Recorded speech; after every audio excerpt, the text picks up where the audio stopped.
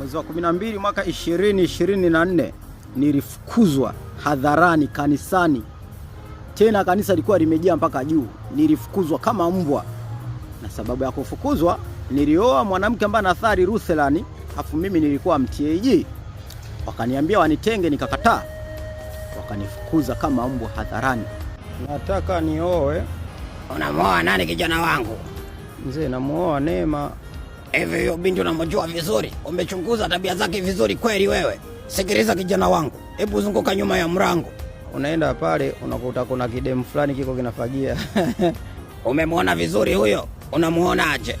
Sasa mzee bwana, mimi nishampenda Neema na tumeshapanga vitu vingi sana, na itatakiwa tuoane, maana nyumbani kwao tayari nishajitambulisha, wananijua. Sikiliza kijana, kuna mwingine nani yule anayeimba sana na sauti nzuri sana, anasifu na kuabudu. Yule nao unamuonaje? Anajituma. Lazima upangiwe, si una hela. Unaenda kumlilia kwamba kufungishe ndoa, na yeye ana mabinti wengi ambao anataka waolewe. Utasikia. Nenda kwanza ukatafakari vizuri kwenye hili ambalo nimekwambia. Unajua hili swala ni gumu sana, inabidi tuongozwe kiroho. Unaenda, unakaa wiki ya kwanza, wiki ya pili unarudi. Sikiliza kijana, mbona unaonekana una haraka sana? Wewe umeomba kweli? Au wewe unataka tu kujichukulia maamuzi ya kuoa? Hujui swala la kuoa ni swala gumu sana. Usije ukakubali ukaoa mwanamke ambaye hujapanga wewe kumuoa, kwa sababu sijui na baba yako akiroho. Unaenda unakaa tena wiki ya kwanza, wiki ya pili unarudi. Kijana, mimi bado niko kwenye maombi. Unakaa mwezi wa kwanza, mwezi wa pili, mwezi wa tatu, mchungaji wako bado anaomba. Sasa unajichanganya, unajikuta tayari yule binti umempa mimba. Wazee wa kanisa wanakusanyika na mchungaji mwenyewe. Sasa kijana, inabidi tukutenge. Na wewe ulivyokosa akili unakubali kutengwa. Na baadhi ya washirika walikuwa wananipita kama hawanijui, wakati nilikuwa kipenzi cha watu wengi kweli kweli, walikuwa wananipenda ni au vipi? Lakini ilikuwa mpaka nikipishana nao wanaangalia pembeni, hawataka hata kuniangalia yani. Wakiniona mimi wanaona kama wameona takataka. Wakiniona yani kama wameona muuaji au vipi? Ila kwa sababu mimi nishakutana na majaribu mengi sana ya kuniumiza, niliona hiki ni kitu cha kawaida au vipi? Cha msingi niliangalia mwanamke nilimuoa ananipenda, fresh, acha tuishi maisha. Siku zimeenda, maisha yamechange, yamebadilika. Sasa baadhi ya washirika sijui wanajiamulia mambo yao, sijui wanakurupuka, sijui wanatumwa, sijui wamekosa akili. Kila tukikutana mada yao, rudi kanisani. Nyewe ni wapumbavu, afu hamna akili. Hakuna nilichokisahau kwenye kanisa lenu. Koma kuniambia kuhusu mambo ya kanisani. Mshirika wote wengi hamna akili timamu, ni kama mmerogwa. Tukikutana usije ukaniambia kuhusu swala la kurudi kanisani kwenye hilo kanisa lenu, au kaniambia mambo yanayohusiana na makanisa yenu. Sitaki umbea. Koma, ishi maisha yako na mimi naishi maisha yangu au vipi? Na nyie mnanishobokea kwa sababu mnaona maisha sasa hivi yamebadilika, yamechange. Kama kuna kitu chochote mnaweza mkakipata kwangu, ndio maana mnashoboka.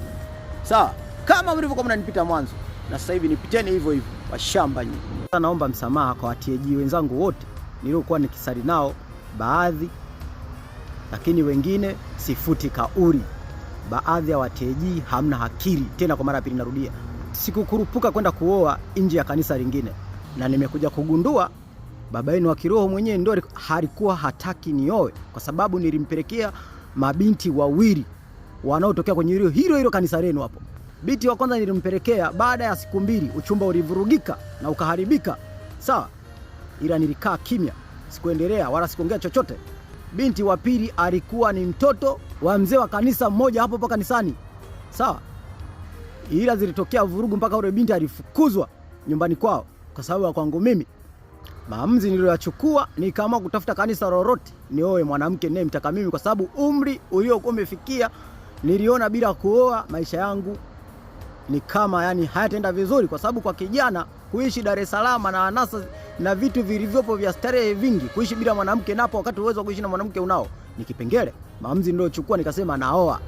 Nilimfuatilia yule binti na alinielewa kwa haraka sana, na kwa sababu ilikuwa ni mpango wa Mungu. Ukimtaka mwanamke ukaona na kusumbua, ujue sio mpango wa Mungu. Mwanamke ambaye ni mpango wa Mungu hakusumbui, na yule mwanamke mimi hakunisumbua.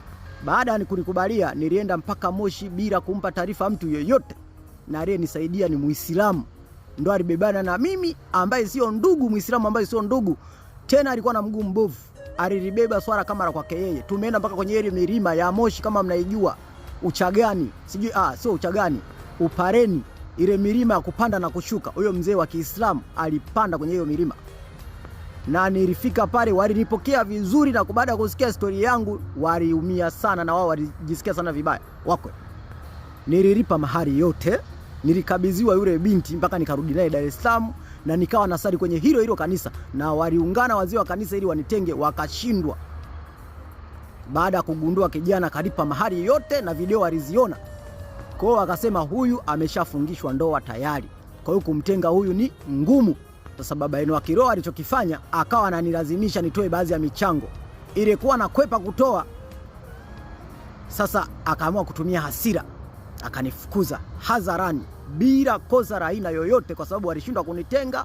Maana wazazi wawili wakikutana, ndoa imeisha hiyo. Hakuna mchungaji ambaye anaweza kufungisha ndoa. Ndoa ni wazazi, ukitoa tu mahari ndoa imefungwa. Sasa wewe unakuja unanikoromea, yule binti sijui ulimpa mimba, sijui ulimwokota. Tena mchungaji wenu alisimama kwenye madhabahu akaniambia kwamba yule binti nimeokota. Yule binti sijaokota, sawa? Yule mwanamke mzuri kiasi kile huwezi kuokota barabarani. Nimelipa mahari yote, na ninavyozungumza kwa kujiamini, sawa? Nimelipa mahari yote na sidai hata 100. Na mtu bila kuwa na huruma kipindi kile cha ujauzito kama vile mwanamke unamtamkia maneno machafu kama yale, kweli mbele za watu. Yule mwanamke yani hata ile mimba kwanza nashangaa ni Mungu tu. Yani sijui amejeza kujifungua salama, tumeweza kuishiji salama ndani ya kanisa. Mtu anatamka maneno machafu, afu ni kiongozi mkubwa kabisa wa kanisa. Nitaendelea kusema kuhusiana na hivi vitu, maana vimeniumiza kwa miaka 2 na nimekaa navyo nimeshindwa. Hapana, nitasema. Unaendelea kunitishia, tishia, siogopi chochote. Wewe unayenitishia utakufa, sawa? Na mimi nitakufa, hakuna atakayeishi duniani milele. Na hutaweza kuniua, kwa sababu Mungu ndo aliyenileta duniani na ndo atakayeniondoa.